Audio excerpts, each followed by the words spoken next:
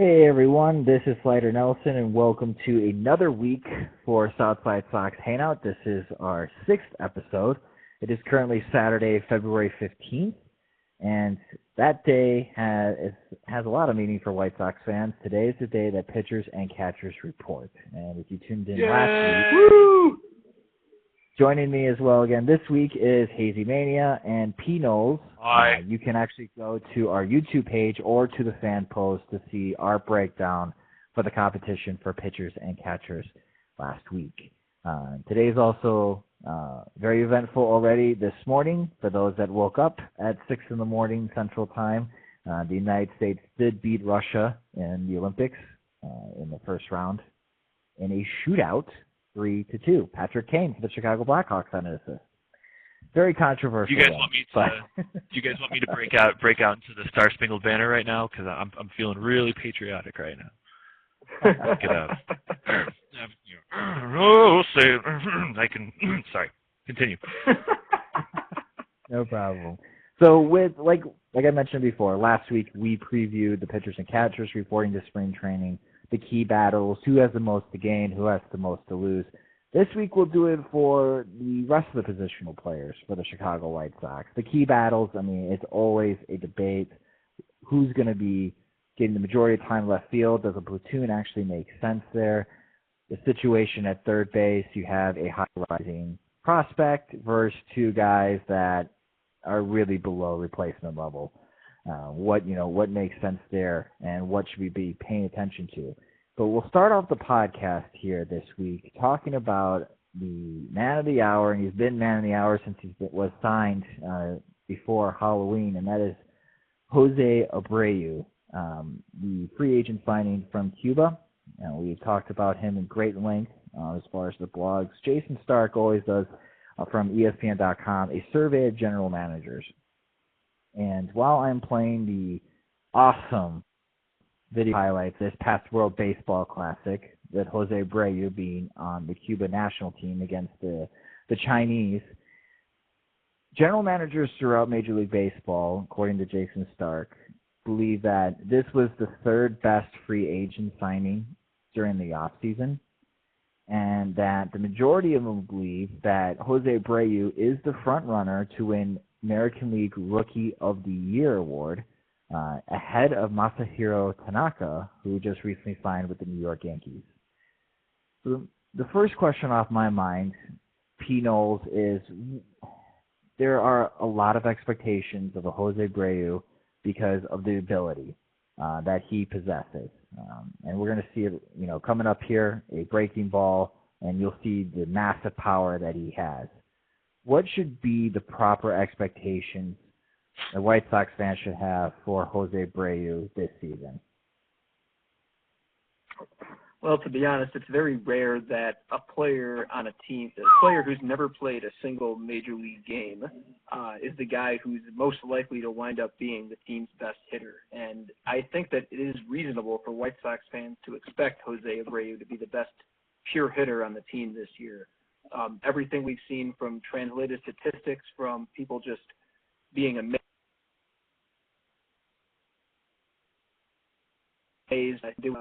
him being the leader of the White Sox offense in this upcoming season. And I know that's a lot of expectations to place on a guy that's, new to not only Major League Baseball, but this country as well. But I think that that really is the expectation of Jose Abreu. And, even if he's not an outstanding hit, like one of the top 10 hitters in the American League this year, but that's fine. But I think that the expectation is that he will be very, very good in 2014, and that he'll live up to this contract that Han gave him.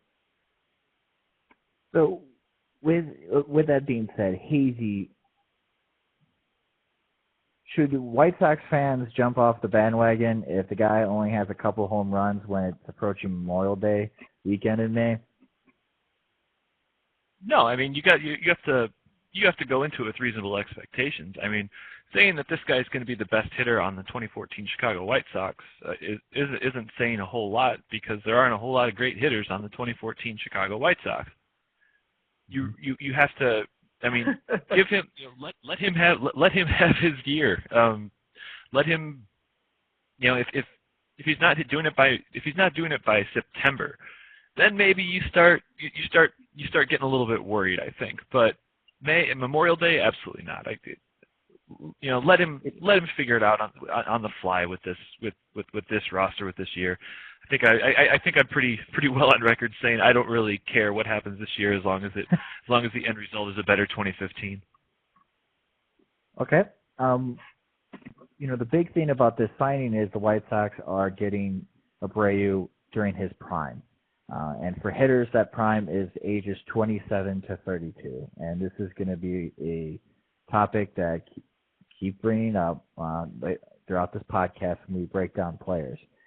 Pnoles, how important is the 27 to 32 having those under contract for the Chicago White Sox? So let's say he has a decent year this year, and let's say that decent level is considered he does get 20 home runs and maybe he drives in 70 runs, but it's not the 30 home runs, 85 RBIs that Zips is projecting for him to have that type of season.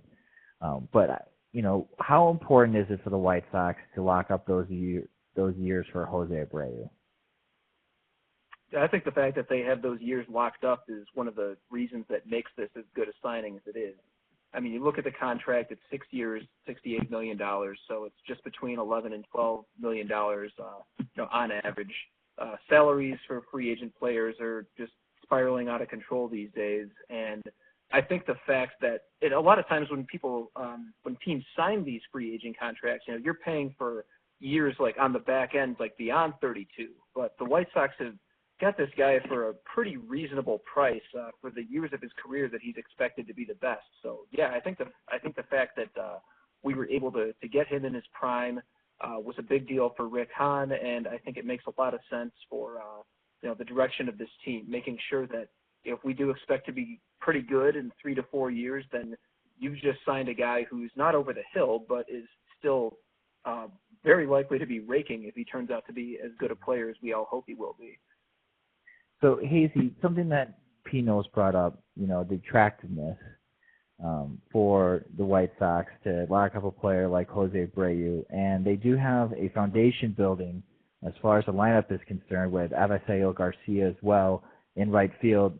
Avi probably will not generate the type of power that Abreu will, but he can be a very good number 3 hitter while Abreu is the cleanup. With the attractiveness, for the White Sox to sign someone like Abreu, a power hitter, how attractive do you think the White Sox are to upcoming free agents, especially since Adam Dunn's $15 million contract expires at the end of the year, Paul Konerko retiring? The White Sox are losing, even though probably ineffective, but they are losing 2 more power bats from the roster. That's a great question, Slyder. And let me just say that it's hard to say. It's like it really depends how everything pans out. There's if all of these guys kind of fall flat on their face, and they're kind of back to square one. But if things go according to Hahn, if things go according to Hahn's plan, the way he hopes and the way he perceives everything shaking out, then you have a very attractive roster, with good young pitching, with a good young solid core in the lineup that a veteran can see themselves kind of sliding into a position and making an impact and really being the player that can get this team from point A to point B.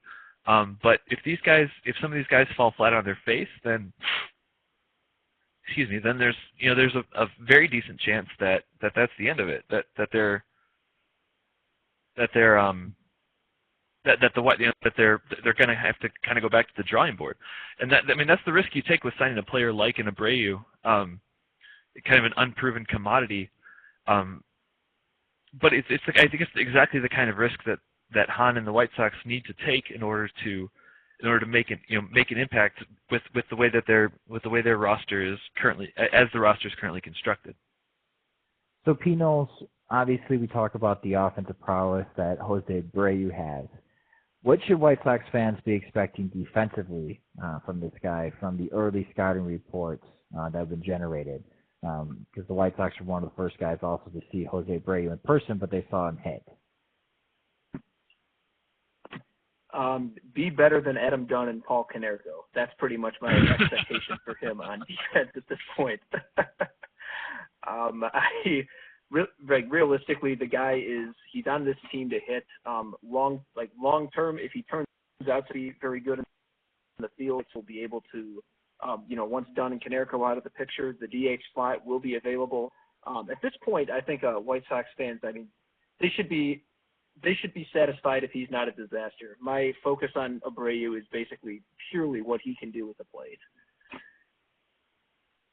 Yeah, awesome. So Jose Abreu, we are expecting on March 31st to be at first base for the Chicago White Sox on opening day.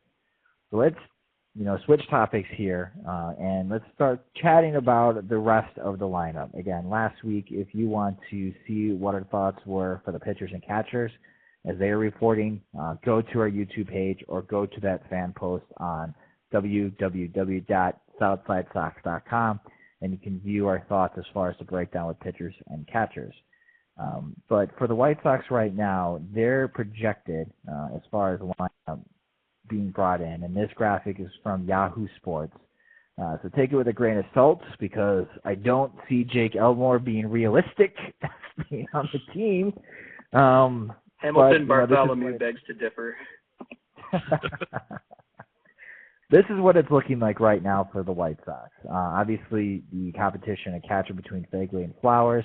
But the other hot spots, Adam Eaton comes in and he is going to be the starting center fielder for the Chicago White Sox. That shifts Diaza to left field, and Diaza is a much better left fielder than he is in center field. You can just take a look at all the flow charts and all the defensive stats. He's not very good in center field. So left field now creates a platoon situation or a battleground. And then the other battleground as well, Yahoo Sports is projecting that Matt Davidson is going to be the starting third baseman, with Connor Gillespie being his backup. But we also know that Keppinger is in that mix. As it's been stated many times in the last couple of weeks, the Super 2 status of Davidson and holding him back to save a year before he goes into free agency. So let's start off with battleground number 1. And that battleground is going to be in left field between Dayan Viciedo and Alejandro Diaza. Hazy, this is a topic that once it gets started, it just continues to roll. And it's a debate between many Sox fans, and it really brings out, the point that we're beating a dead horse. We are looking at a platoon situation right now to start the year between Diaza and Viciedo. Defensively, Diaz is much better. Base running, even though he had a lot of blunders, Diaza is better. Offensively, Viciedo looks like to have the power advantage over Diaza. And then the whole righty-lefty scenario, Diaza, he can face the righties, and Tank can take on the lefties. With the graphic for battle for left field here, I have put up their splits, their OPS numbers, and their splits from last year against right-handers and left-handers. I want to draw your attention to Diaz's numbers and splits against left-handed pitching last year.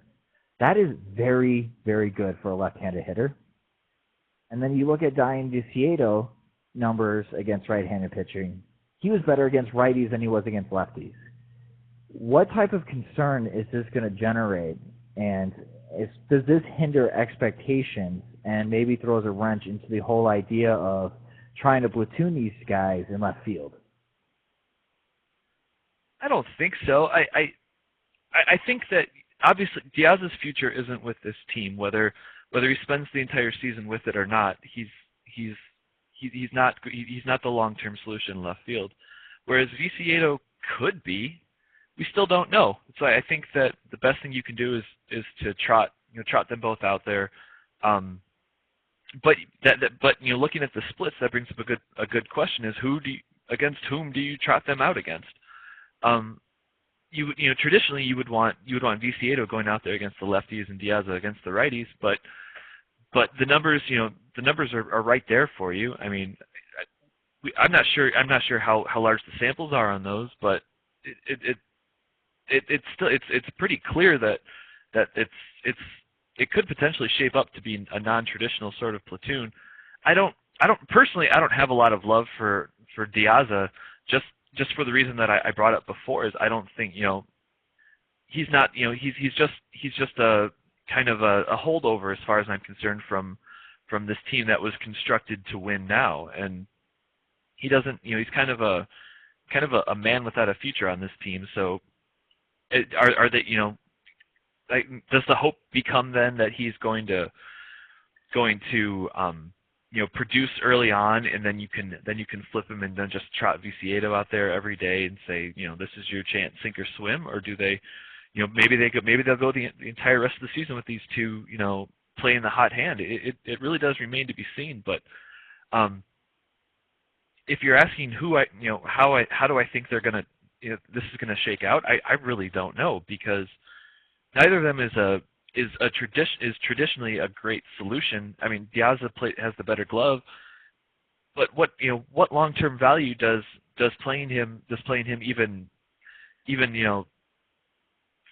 4 out of the 7 days a week really have for this team if you're trying to learn what kind of team you're going to have going forward? I don't really know. It's not an ideal situation, but if it were up to me, I'd probably just want to trot Viciedo out there every day and just take what you get and see what you have. Okay. So, Hazy, with his, he just mentioned it. He'd like to see Viciedo play every day. This is a topic that definitely comes up every time. Why a platoon? Both of these guys need to be in the field every single day to be effective. What is I guess if you play devil's advocate to Hazy, Pnoles, what's the argument on why Alejandro Diaza should be in left field every day versus Dian Viciedo? Well, I think the argument for Diaza is that he's just a better player. He's a better defender. He's got more speed.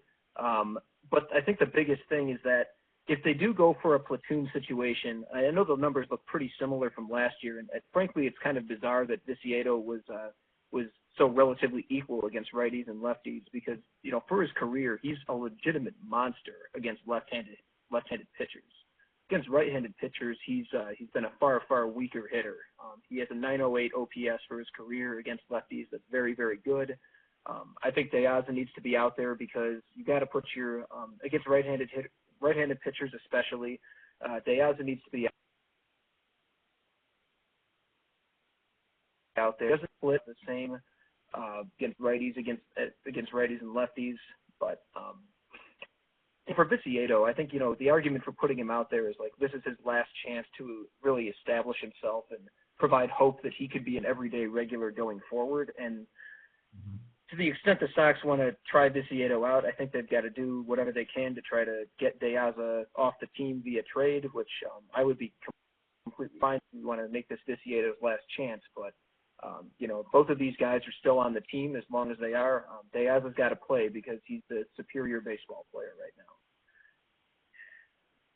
There's a number that I left out on purpose, and I'm going to make Hazy laugh here. I'm going to pull up the pen. Oh, no. Oh, I screwed up. Okay. I don't even know what that is. That's supposed to be the coolest 3 you've ever seen. It's like a 3 that had a stroke. Yes. A little heartbeat. Oh, and a silence for Jim Fregosi. Diaza's 30, Viciedo is 24. Back to the 27 to 32 age range. Diaza's in his prime. Those also their jersey numbers? You know what they are. That's what I thought you were writing. I'm like, Slyder, that's a good joke, buddy. I don't know what you're getting at here. Yeah. With Diaza in his prime versus Viciedo, haven't even started his prime yet. Hazy, how does that play a factor as far as White Sox when it comes to management? Whether trying to flip Diaza, because, okay, Han has made it very clear since SoxFest. Any type of addition for the White Sox, he's looking for a long-term solution, except when it comes to bullpen arms. And for Diaza and Viciedo, like Pnoles mentioned, Pnoles believes that Viciedo, this is his last chance. And there's a lot of Sox fans who believe that. But he's only 24 years old. And on the flip side, you got someone like Diaza, who may be a more complete baseball player today and a better baseball player, but he's 30. And there's going to be a point that he's going to start regressing. How do you think that's going to play as a factor throughout spring training and ultimately decide the direction that Ventura is going to go using these guys in left field? Can I use my same answer as before? Because it kind of qualifies here. I think that 24 versus 30. I mean, you've got a guy that's on the tail end of his prime versus a guy that could be entering his prime. And what? Oh, there they go. See, now everybody's going to forget your awesome 3. What is? I don't know. What's the point of I guess if come Memorial Day, if the Sox are in some kind of contention and Diaz is playing better, then I guess you play Diaz every day. But I don't see that happening. I don't really know what answer to give here because I just don't see the value in playing Diaz if you're trying to evaluate what this team's going to do going forward. I mean, you've got Viciedo. He's 24. I mean, the traditional prime is entering that 27 age group. And I know we've looked at players entering their prime in the past, but you've got to keep. I think you have to keep Viciedo out there and see what you have. I really do. Well, here's the argument for playing. Sorry about that. The argument.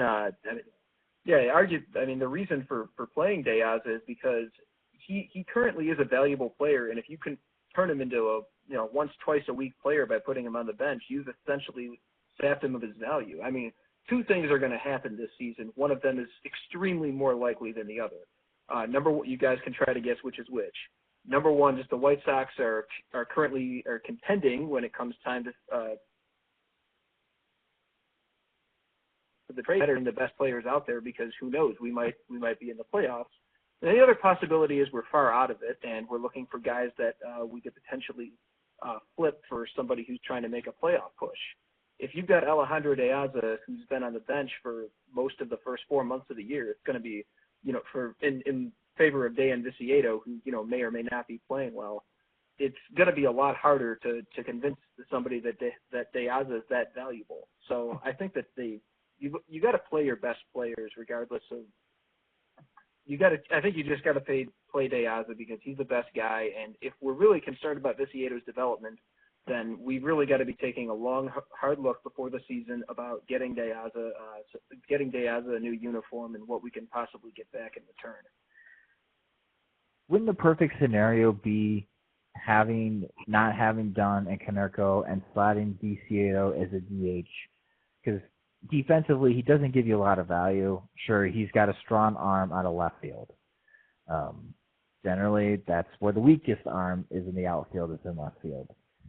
But wouldn't this situation play out a lot nicer if there wasn't Konerko and there wasn't Dunn, Viciedo as a DH, and Diaz as the everyday left fielder?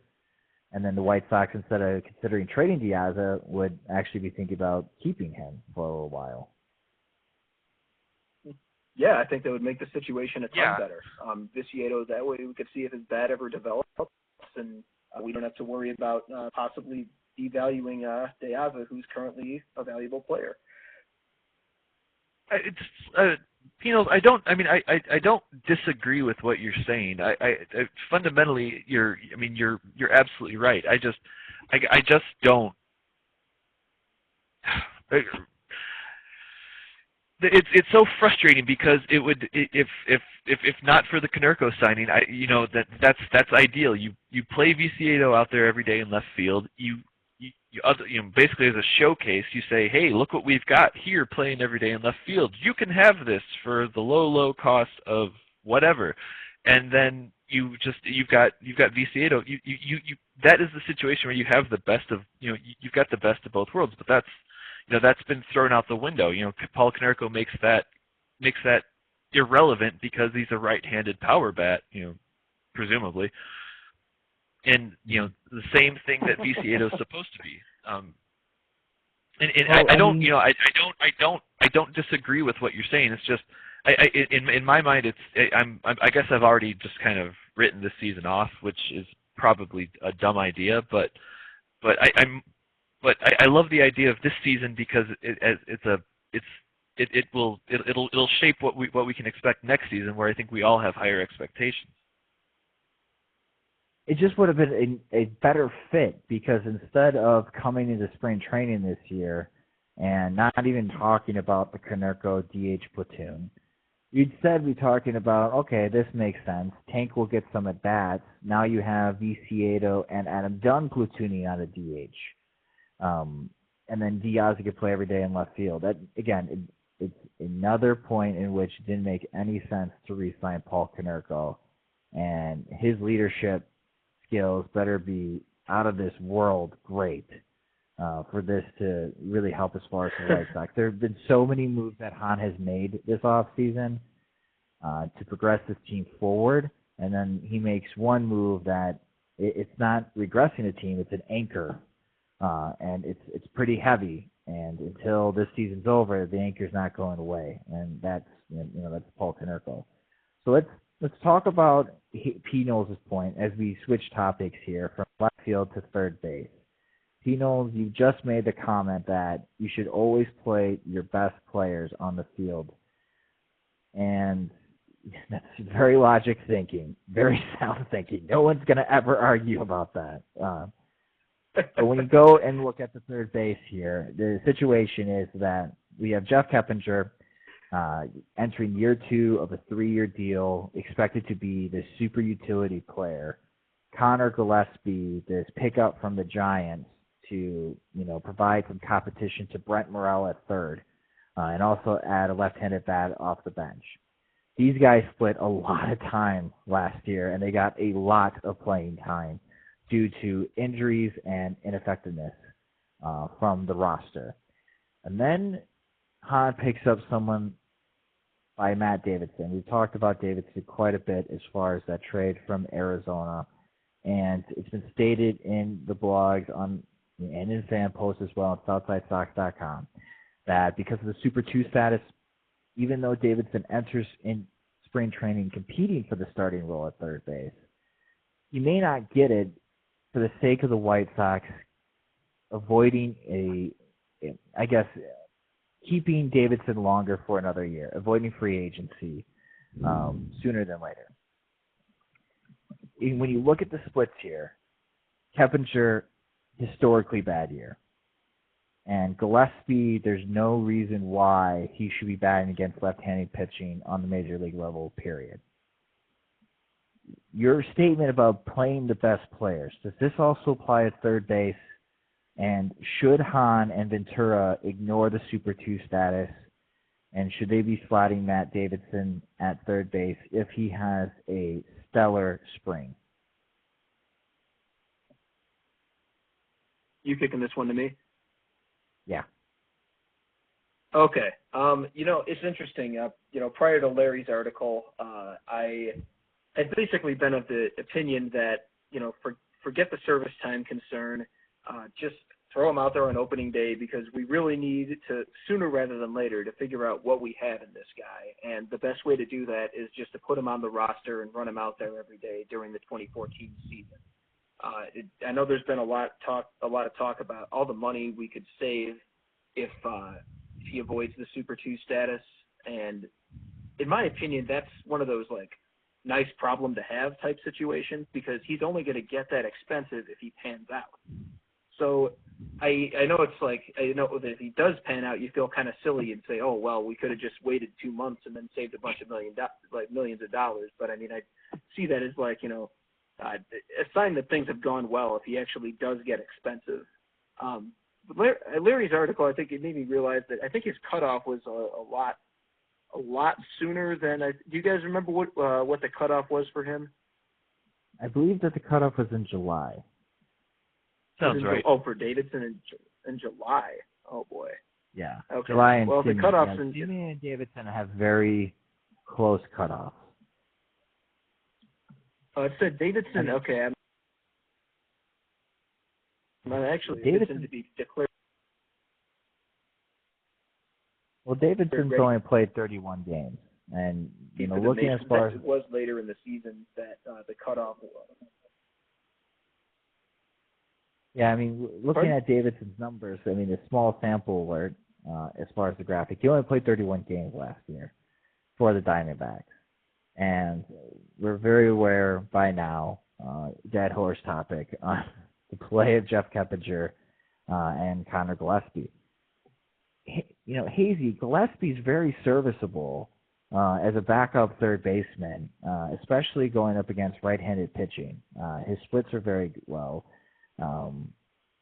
Against left-handed pitching, very, very poor.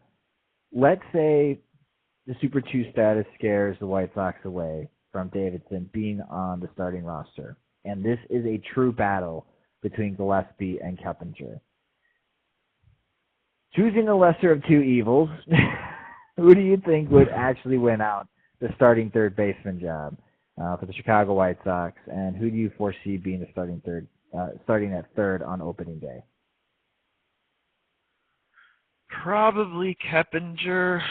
You can hear the excitement in my voice as I say that. I think I don't know. Just call it a gut feeling. Gillespie.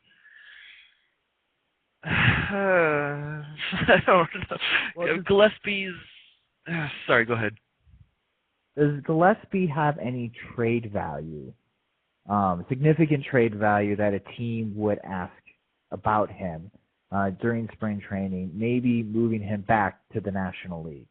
Do you guys foresee any type of value that Gillespie would have that would make this decision a lot easier for Han? He's basically a two-position player, though. I mean, he's third base, a little bit of first. I mean, I don't. This is hard because they're just so bad at baseball. I don't know.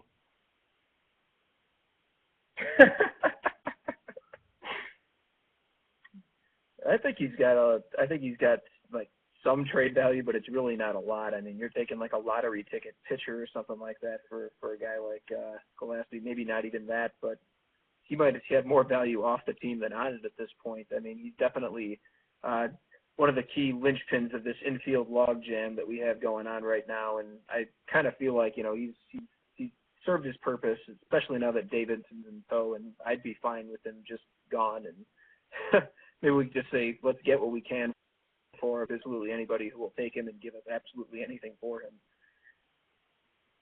Right, because what are we looking at right now for roster spots as far as the bench? A backup catcher, you need someone to play in the outfield, and then, might as well just call it Keppinger, the quote-unquote super utility guy who can play second, third, and first base. What do you do with that last spot? Because if Gillespie's not starting third, you're not carrying all three guys on the 25-man roster. I still think Davidson's starting the year in Charlotte, personally. Okay, so Hazy still thinks that he'll be in Charlotte. Just with the Super 2 status and everything, I think that I really do think that's where their mindset is with him, and they're and then they're gonna I do think they're gonna try to move one of Keppinger or Gillespie without a doubt, and tread water until he clears his Super 2 date. That's honestly what I think is going to happen. Pnoles thoughts? Yeah, I mean, I think we talked about the four outfielders that are probably going to make the team. I think that it's going to be Keppinger, Konerko, and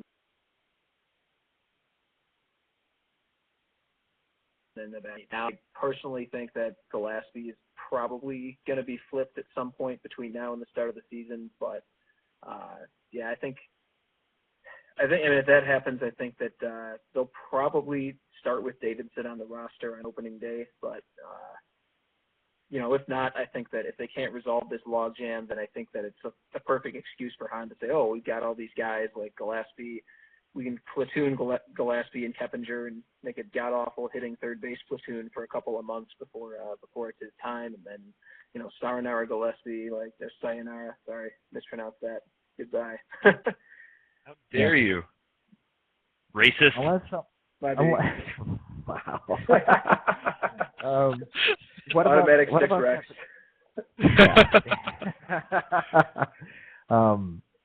Still on the topic as far as this, the lineups here in the last couple of minutes of our hangout here. What other competitions do you see heating up for the everyday players?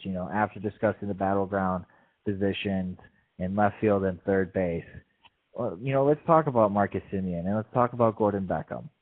Beckham is entering his age 27th season. Supposedly, Beckham is entering into his prime. But it looks like that he has regressed, and he has used up every excuse in the playbook now, using injury from breaking his hamate bone last year and missing some significant time. Hazy, what are your feelings about Gordon Beckham coming into this season? And do you think that if he is able to capture some of the magic that he had when he first joined the White Sox, that he is still part of this long-term vision for the Chicago White Sox beyond 2014? I do. I think it's a good opportunity for him to come into a low-pressure situation. The team doesn't have any misconceptions about competing, and to really kind of secure himself as the solid defending kind of. He doesn't have to. He's not gonna. As a second baseman, I don't think he needs to. He doesn't need to become that doubles machine that we always hoped we were getting, but more just a solid kind of a solid presence at second base that can turn a good double play and it has decent range going in either direction and if I can get a 260 315 out of the second base position, I'm feeling pretty good about that spot. I don't need my second baseman to be a world beater necessarily. If you luck into that, that's one thing, but I don't know that you want to let that go if you can get your hands on it. I think there's value in having good defense up the middle and a fair hitting second baseman. Does that make sense? It does. So Pnoles, I'll ask you the same question. Let's say Beckham does recapture the magic from his rookie season. Do you still feel like he's part of the long-term vision, or the future is Marcus Semien, and all Beckham would be doing Hahn a gigantic favor and making him more attractive to other teams? Well, I think you basically just said if he recaptures the magic, then yeah, I think that he's part of. I think at that point you got to think about what you can do to keep him in Chicago. I mean, you have if he starts still going to be able to break out. I mean, you have some precedent of how the Sox kind of stuck with him through a lot of hard seasons. I think that in the negotiations you might be able to get a decent price on him if you try to lock him up. If he starts coming out of the gate firing with some convinced, like, it has to not look fluky, of course, but as of right now, I mean, I made my thoughts on this pretty clear in the comments of a post from a couple weeks ago, and the way I framed it was this: if you were going to sign Gordon Beckham before this season as a free agent, and an option year at the price of what we think he's going to be worth, and let's say that contract came with a full no trade clause, my argument was, given the current infield logjam, that Rick Hahn would not have just signed this player if he had the opportunity to. So I feel like the reason that his was picked up is because he's an asset at that price and he might be a good fit in another organization at that price.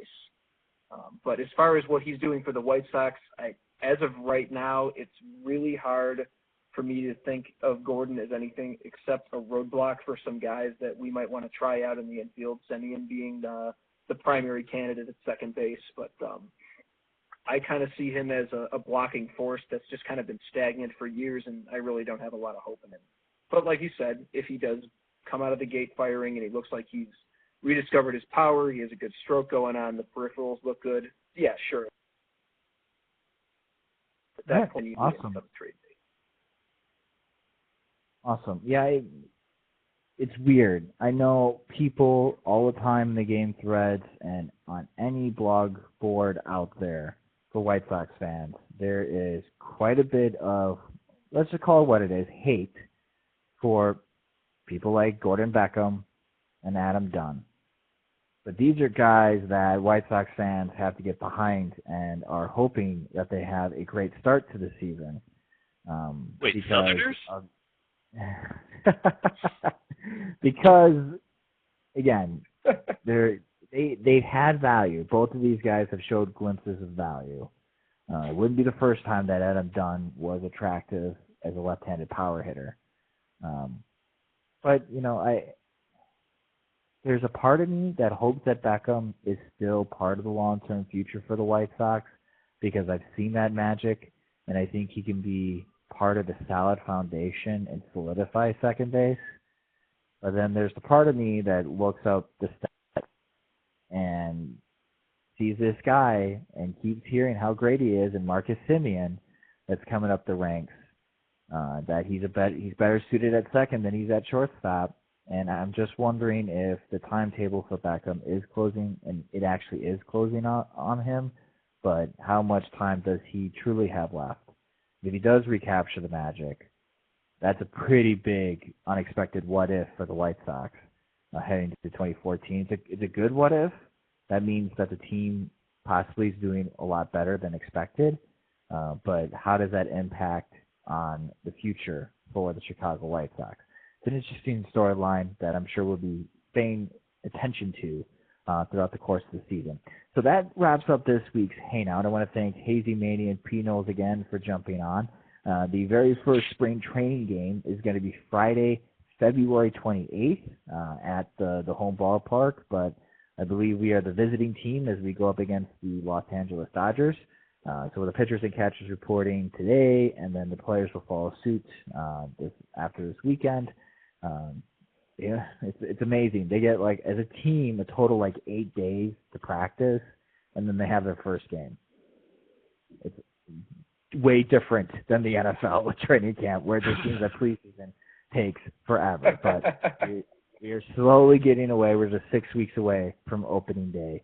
And to definitely make sure that you stay tuned to the Hangouts. If you would like to join, we're always looking for people to hop on along with myself, Pnoles, and Hazy Mania.